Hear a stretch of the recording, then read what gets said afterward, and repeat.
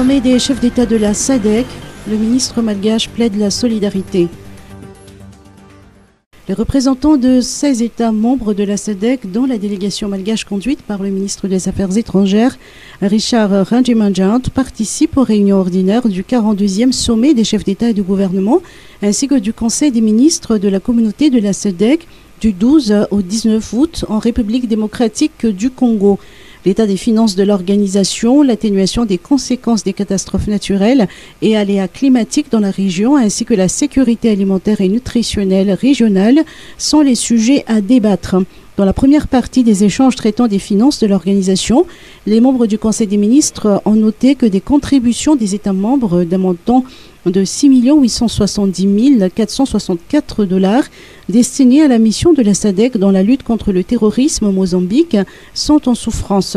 Aussi, le secrétariat de la SADC a proposé d'appliquer des intérêts sur toutes les contributions, accusant des retards. Cette suggestion a cependant été rejetée par le ministre Richard Ranjimanjant, qui a soutenu que le contexte post-Covid-19 actuel et la guerre en Ukraine ne prêtent pas à de telles mesures.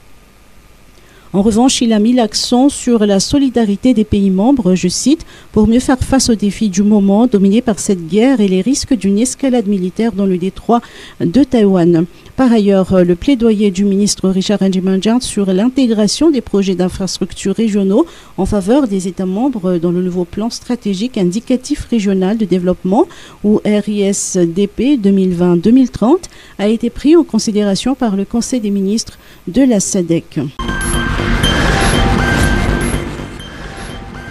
Covid-19, un décès et 42 nouveaux cas.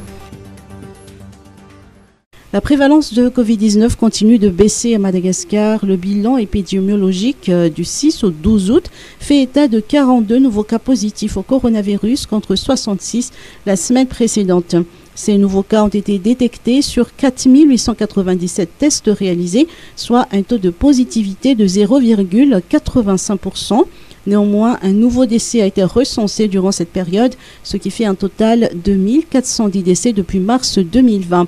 Sur les 193 cas actifs, 2 présentent une forme grave de la maladie. La région Nalamak demeure l'épicentre de la pandémie avec 38 cas enregistrés.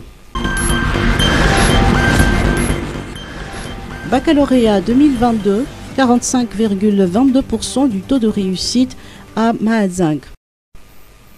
Les résultats des examens du baccalauréat sont publiés de manière progressive. Ceux de Mahadzang ont été publiés 4 jours après ceux de Fianarantsoa.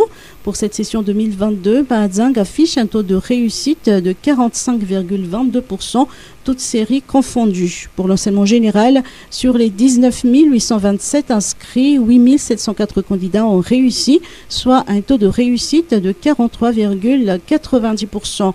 Pour l'enseignement technique, 739 des 1057 candidats inscrits ont décroché leur bac, soit 69,91% de taux de réussite.